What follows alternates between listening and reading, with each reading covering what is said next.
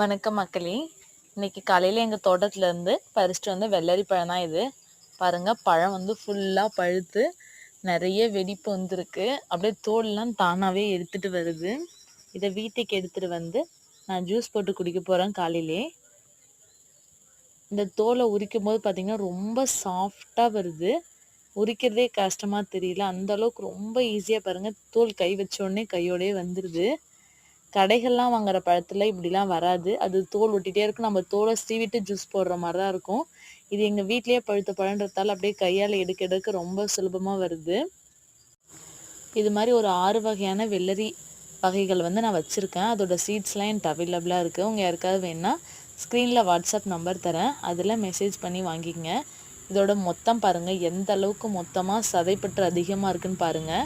இது எல்லாமே வந்து நாட்டுப்பழம், அதனால தான்.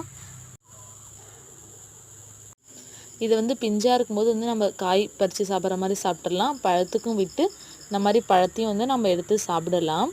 இந்த வீடியோ பிடிச்சா மறக்காமல் லைக் பண்ணுங்கள். என்னோடய சேனலை சப்ஸ்கிரைப் பண்ணுங்கள்.